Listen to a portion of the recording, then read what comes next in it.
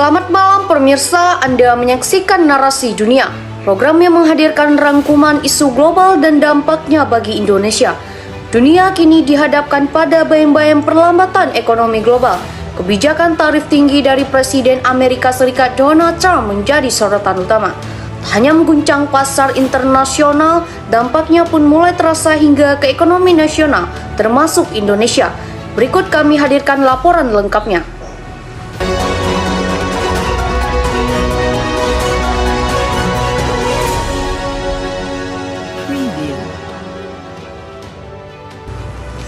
Pemirsa, kebijakan tarif Trump mempengaruhi pertumbuhan ekonomi, baik secara global maupun Indonesia. Kita akan melihat pemirsa untuk data terbarunya. Dana Moneter Internasional atau IMF menurunkan proyeksi pertumbuhan ekonomi dunia di tahun ini dan juga tahun depan 2026 secara tajam. IMF memperingatkan bahwa situasi bisa semakin buruk karena tarif Presiden Amerika Donald Trump memicu perdagangan global. IMF memangkas proyeksi pertumbuhan global pada tahun ini menjadi 2,8% dalam World Economic Outlook terbaru yang dirilis pada Selasa kemarin. Angka ini lebih rendah dari perkiraan pada Januari sebesar 3,3% dan akan menjadi ekspansi produk domestik bruto paling lambat sejak pandemi COVID-19 pada tahun 2020. IMF juga mengurangi estimasinya untuk tahun depan menjadi 3%, turun 0,3 poin persentase. Surge in policy uncertainty is a major driver of the economic outlook. If sustained, the increase in trade tensions and uncertainty will slow global growth significantly. Reflecting this complexity, our report presents a reference forecast which incorporates policy announcements up to April 4 by the US and trading partners.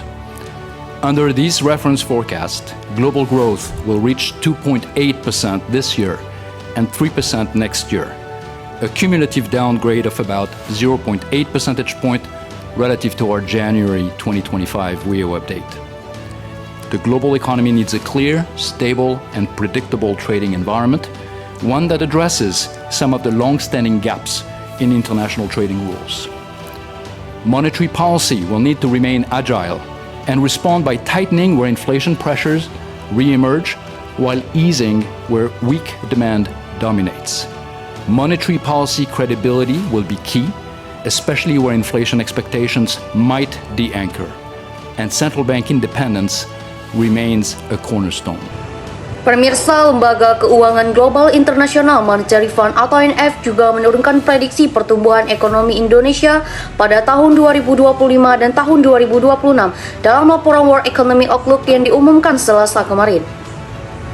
IMF memperkirakan PDB Indonesia hanya akan tumbuh 4,7% pada tahun 2025 dan 2026. Proyeksi itu jauh menurun dibandingkan prediksi pada Januari lalu. Saat itu IMF memperkirakan ekonomi Indonesia masih tumbuh 5,1%. Dengan melemahnya PDB yang kemungkinan hanya tumbuh 4,7% di tahun 2025, ini akan menjadi kemerosotan yang cukup dalam. Sejak setelah pada 2024, Indonesia membukukan laju ekonomi sebesar 5%. Tak hanya itu pemirsa, IMF juga memperkirakan tingkat pengangguran di Indonesia di tahun ini dan tahun 2026 akan merangkak semakin tinggi, masing-masing mencapai 5% dan 5,1% setelah pada 2024 angkanya sebesar 4,9%.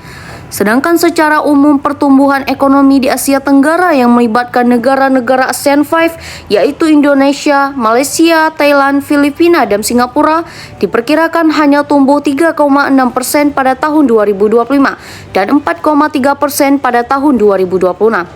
Angka proyeksi itu turun jika dibandingkan perkiraan sebelumnya sebesar 4,7%.